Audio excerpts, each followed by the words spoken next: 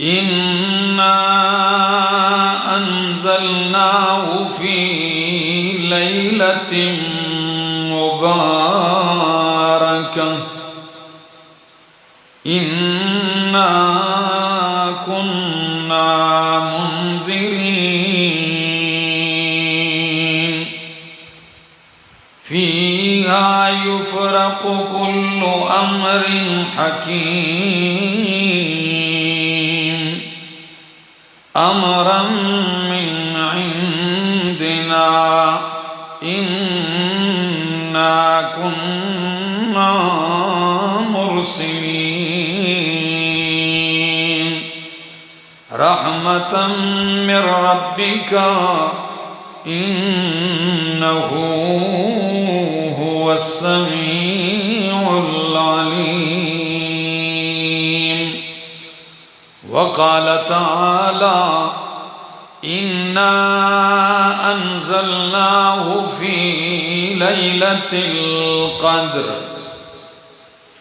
وما أدراك ما ليلة القدر ليلة القدر خير من 1000 شهر تنزل الملائكة والروح فيها بإذن ربهم من كل أمر سلام هي حتى مطلع الفجر وقال النبي صلى الله تعالى عليه وسلم من صام رمضان إيمانا واحتسابا غفر له ما تقدم من ذنبه وقال النبي صلى الله تعالى عليه وسلم ومن قام رمضان غفر له ما تقدم من ذنبه وقال النبي صلى الله عليه وسلم ومن قام ليلة القدر إيمانا واحتسابا غفر له ما تقدم من ذنبه سبحان ربك رب العزة عما يصفون وسلام على المرسلين والحمد لله رب العالمين۔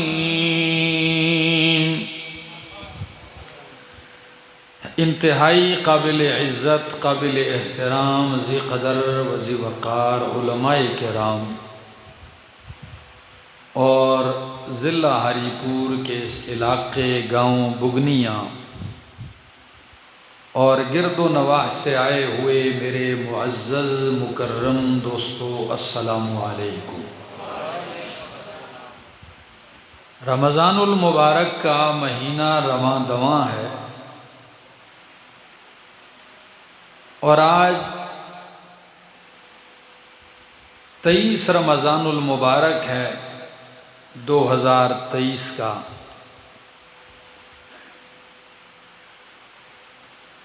آپ کے محلے کے کچھ احباب بھائی نعمان صاحب اور قاری فدا محمد صاحب، عبدالوہاب صاحب، یہ سارے میرے پاس کئی دفعہ آئے، لیکن چونکہ شعبان اور رمضان یہ 2 مہینے ہمارا درس ہوتا ہے قرآن کریم کی تفسیر کا، آج اس دورہ تفسیر کا آخری دن تھا۔ کسی بھی صورت آنا میرے لیے یہاں انتہائی مشکل تھا، لیکن چونکہ ان کی وہ محبت اور ان کا اصرار بے انتہا زیادہ تھا، تو چند مختصر باتیں عرض کرنے کے لیے حاضر ہوا ہوں۔ اللہ میری حاضری قبول اور منظور فرمائے۔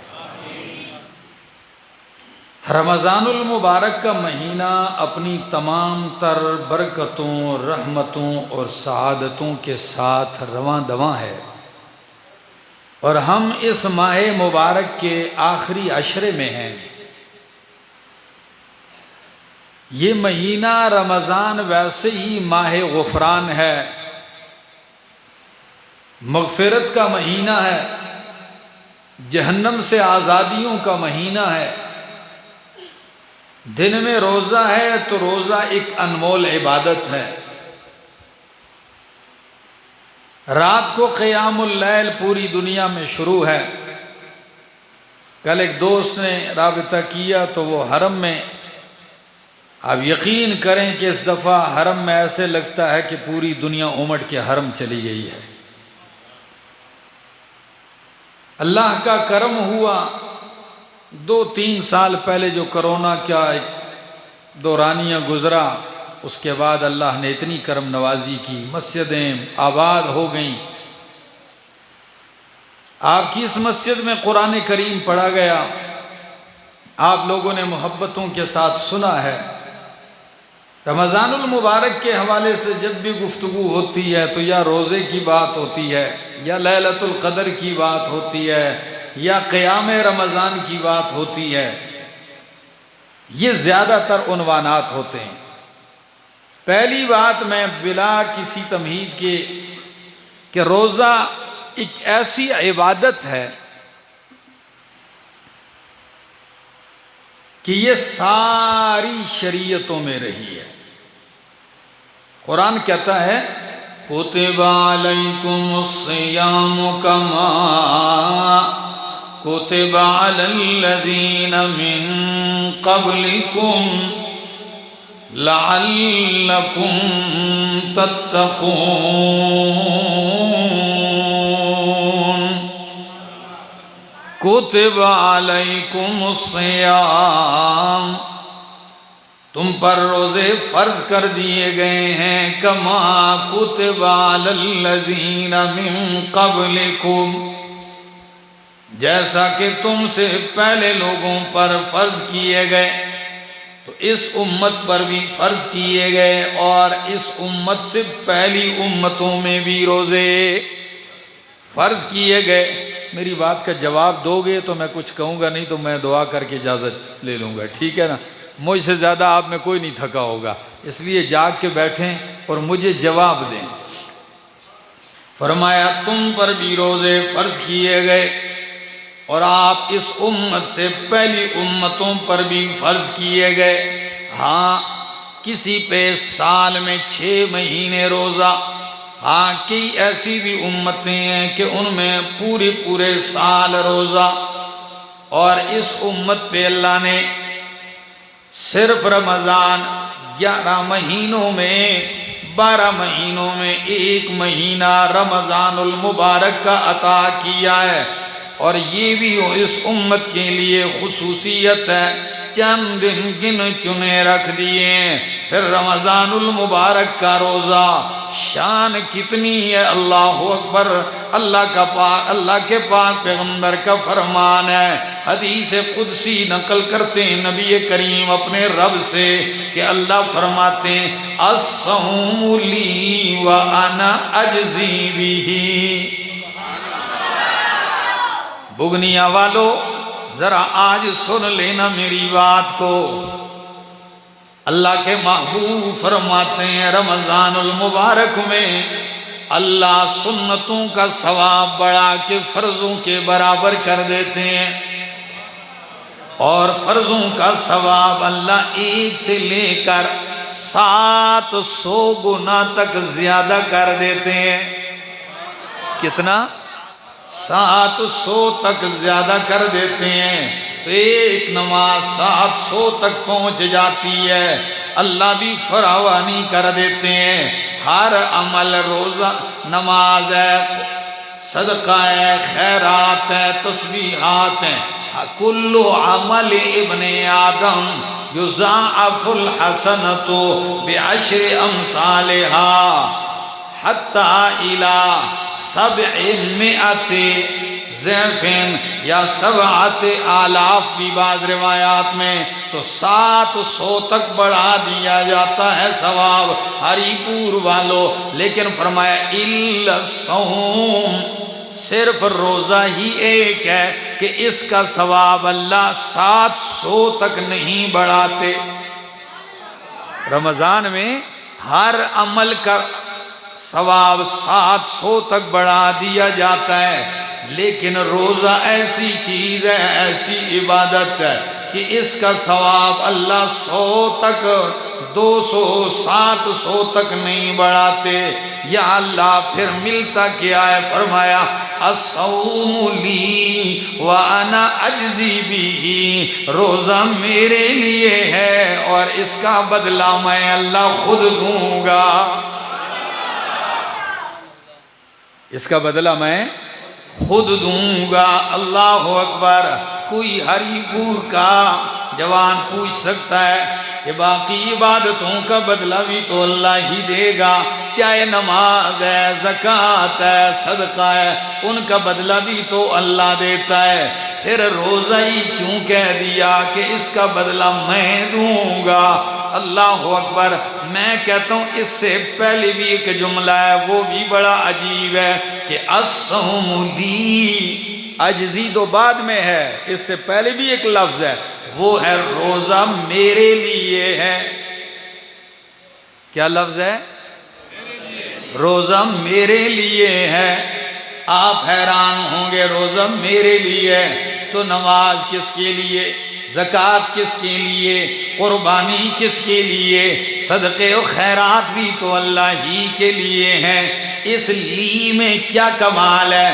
سند المحدثین قاضی شمس الدین رحمہ اللہ میرے استاد کے استاد ہیں، ان کی کتاب ہے الہام الباری شرح صحیح البخاری، لکھتے ہیں اور کمال کا جملہ لکھتے ہیں اس حدیث پہ، واقعی کے الہام کا جملہ ہے۔ وہ فرماتے ہیں نماز بھی اللہ کے لیے، صدقہ بھی اللہ کے لیے، خیرات بھی اللہ کے لیے، لیکن نماز روزے کو اللہ نے اپنی طرف نسبت اس لیے کی ہے کہ واحد عبادت کائنات میں روزہ ہے جو اللہ کے لیے ہی ہمیشہ ہوتا رہا ہے، اس عبادت میں کبھی شرک نہیں ہوا ہے۔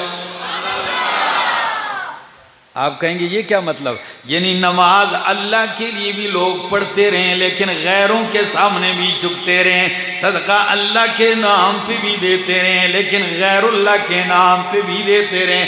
ایک روزہ ہے جو ہر امت میں صرف اور صرف کس کے نام پہ رہا ہے؟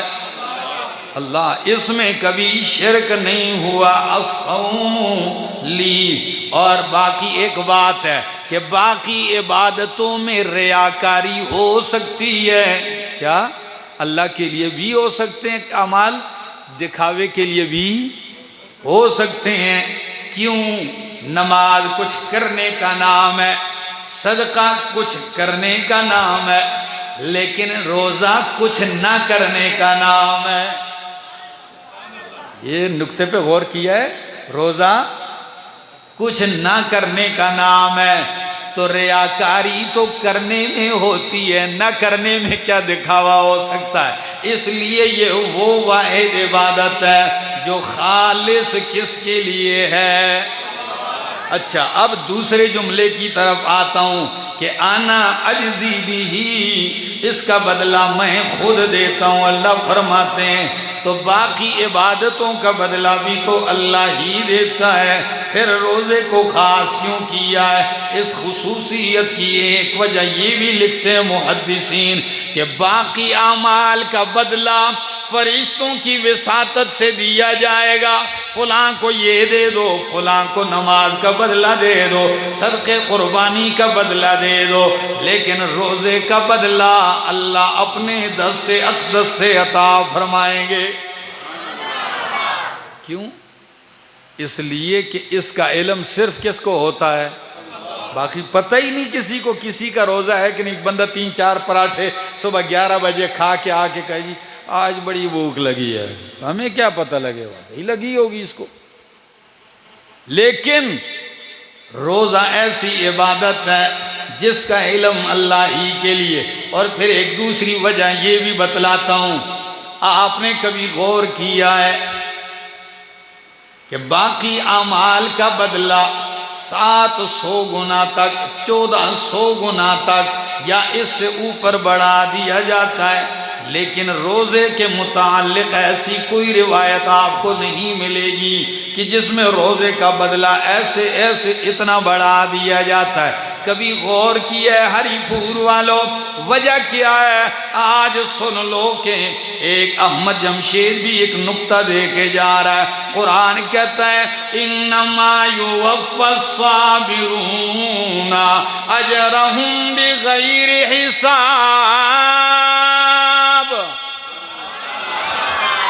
اللہ فرماتے ہیں صبر کرنے والوں کو میں اجر دیتا ہوں، بے حساب دیتا ہوں، بے شمار دیتا ہوں۔ کن کو؟ میں نے آیت قرآنی پڑھی، صبر کرنے والوں کو اللہ اجر دیتا ہے، بے حساب دیتا ہے۔ تو آپ کہیں گے آیت کا روزے سے کیا تعلق ہے؟ سنو، صبر کے بدلے اللہ بے حساب دیتا ہے، اور روزہ بھی صبر کا نام ہے۔ کیا ہے؟ روزہ بھی صبر ہے۔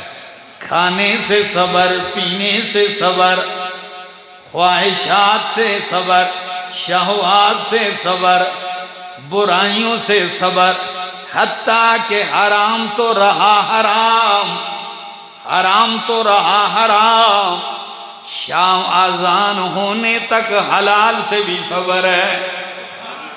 ایسا ہے کہ نہیں؟ حلال سے بھی صبر ہے۔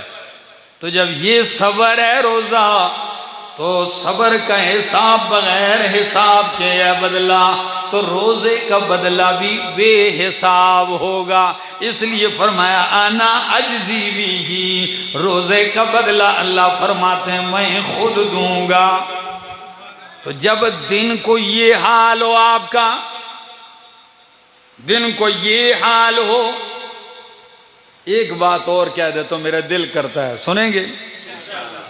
صحیح بخاری کی حدیث، اللہ کے محبوب فرماتے ہیں لَخَلُوفُ فَمِ الصَّائِمِ أَطْيَبُ عِندَ اللَّهِ مِن رِّيحِ الْمِسْكِ۔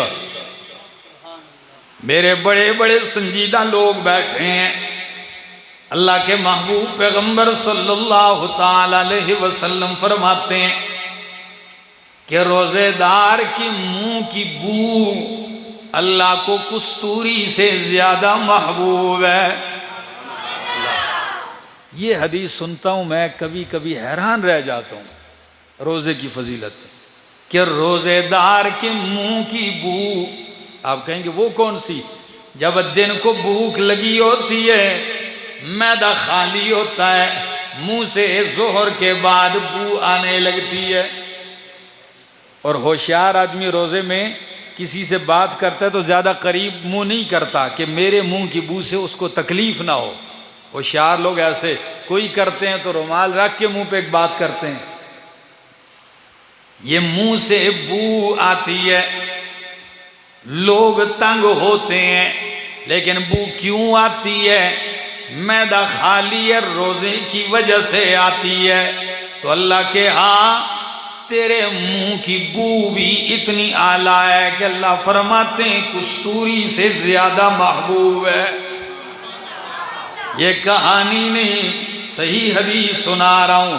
اب ذرا میرے استدلال پہ غور کرنا، ہری پور والوں، بگنیاں والوں، جب روزے دار کے منہ کی بو کستوری سے زیادہ محبوب ہے تو خود روزے دار اللہ کو کتنا محبوب ہوگا؟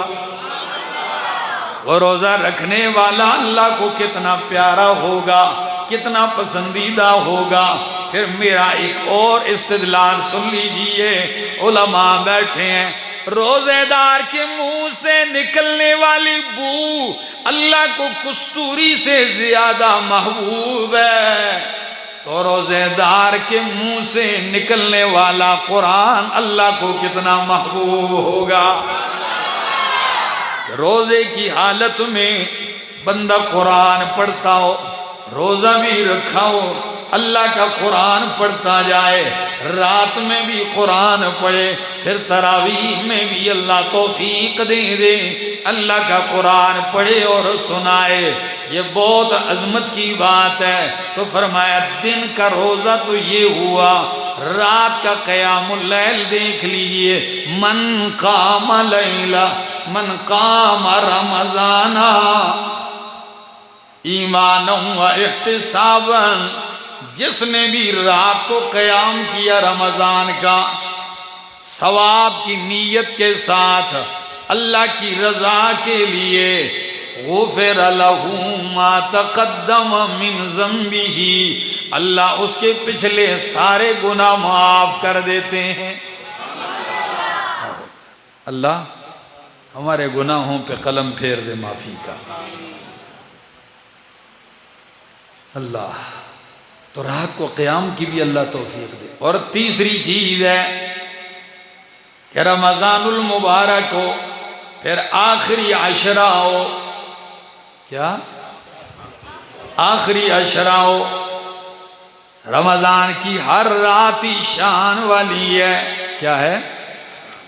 ہر رات شان والی ہے، لیکن خصوصاً آخری جو عشرہ ہے، ذرا میرے سامنے قرآن پہ غور کیجئے، قرآن کیا کہتا ہے؟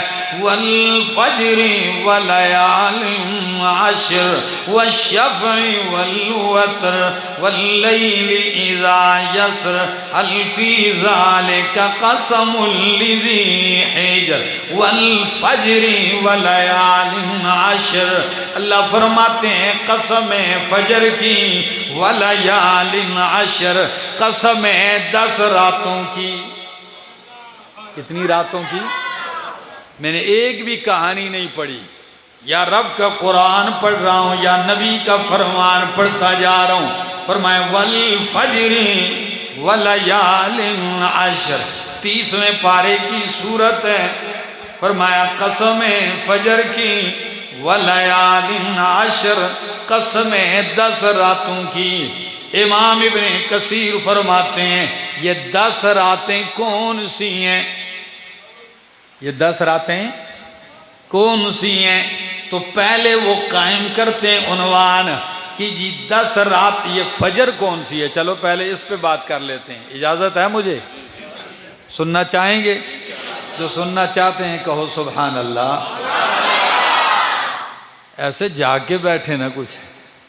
فرمایا والفجر قسم ہے فجر کی، فجر کا یہ سنہرا وقت گواہ ہے۔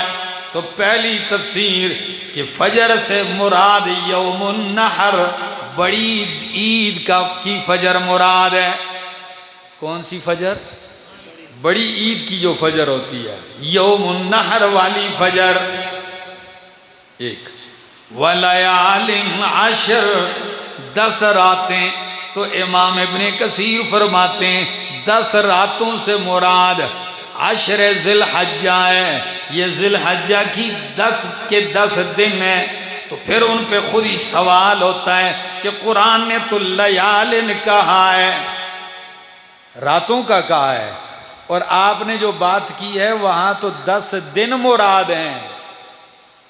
وہ فرماتے ہیں کبھی کبھی رات بول کے پورا 24 گھنٹے کا دن مراد لیا جاتا ہے، اور کبھی یوم کا لفظ بول کے دن کا رات بھی بیچ میں ڈال دی جاتی ہے۔ یہ ایک قول میں نے سنایا، اب دوسرا سنو گے جھوم جاؤ گے۔ والفجر، یہ کوئی ایک دن کا فجر نہیں، ہر فجر مراد ہے۔ کیا ہے؟ ہر دن کا فجر مراد ہے، کہ بہت فضیلت رکھتا ہے۔ اور اللہ کے محبوب فرماتے ہیں فجر کی 2 رکعتیں، رکعتا الفجر خیر من الدنیا وما فیہا، فجر کی یہ 2 رکعتیں دنیا اور دنیا کی ہر چیز سے بہتر ہے۔ ایک بندے کو اللہ یہ توفیق دے دے اور فجر میں اٹھ کے 2 رکعت سنت بھی پڑھتا ہے، فرض بھی پڑھ لیتا ہے، یہ مراد ہے، یہ فجر۔ اور دوسری کہ یہ 10 راتیں کون سی ہیں؟ تو امام ابن کثیر فرماتے ہیں یہ 10 راتیں رمضان المبارک کا آخری عشرہ ہے۔ یہ روزوں کے مہینے کی آخری 10 راتیں ہیں۔ یہ بڑی شان والی راتیں ہیں، اور پھر ہر رات اعلیٰ ہے، اور راتوں میں پھر ہر تاک رات بہت اعلیٰ ہے۔ کیوں؟ کہ ہو سکتا ہے ان تاک راتوں میں کوئی رات لیلۃ القدر ہو، قدر والی رات ہو۔ کون سی قدر والی رات؟ جس کے بارے میں سورہ دخان میں قرآن کہتا ہے اِنَّا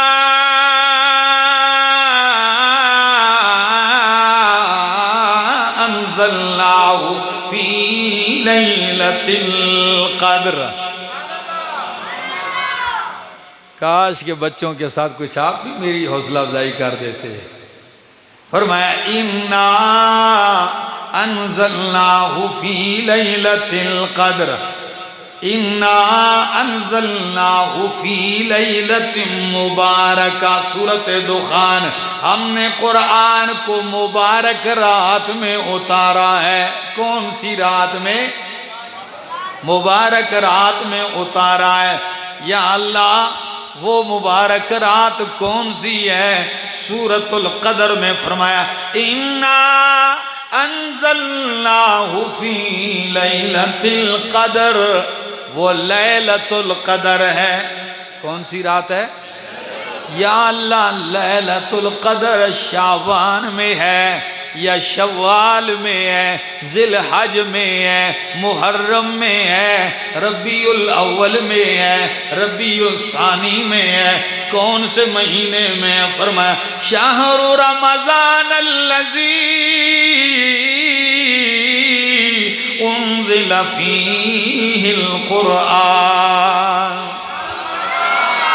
رمضان کا مہینہ وہ ہے جس میں قرآن اترا ہے، تو لیلۃ القدر بھی رمضان میں ہے۔ پھر میرے محبوب پیغمبر نے فرمایا وہ ہے بھی آخری عشرے کی تاک رات ہے۔ کون سی رات ہے؟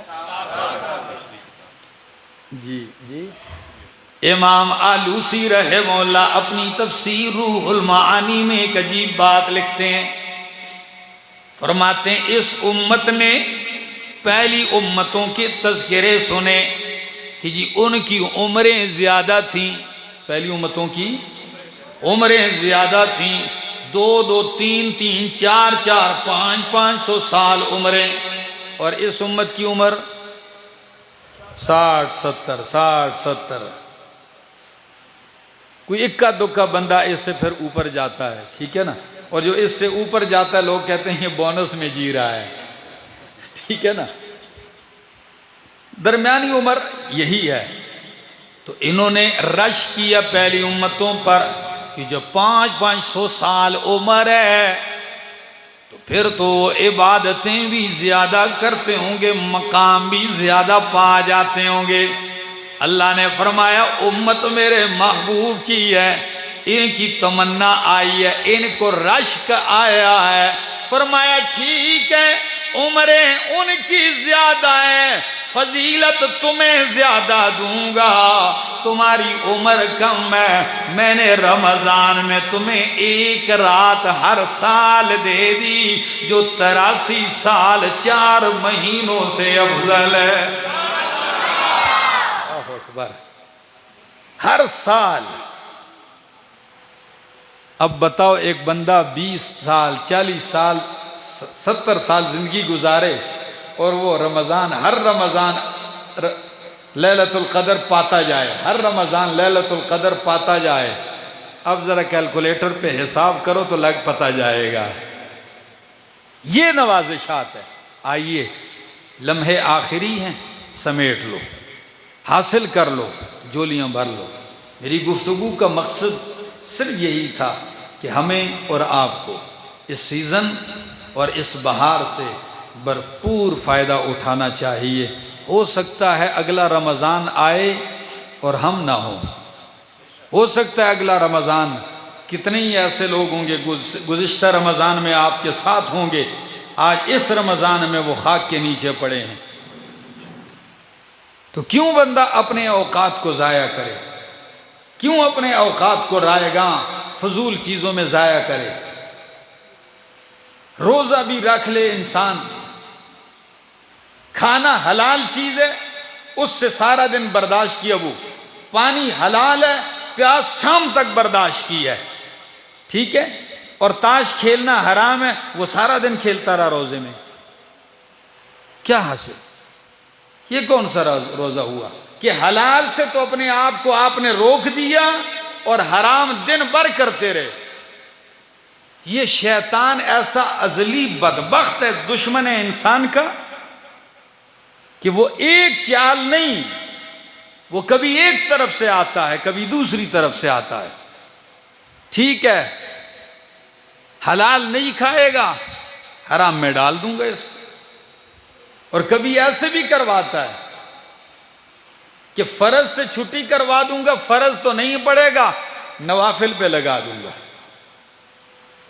یہ بھی اس کا ایک حربہ ہوتا ہے انسان کو تباہ و برباد کرنے کا۔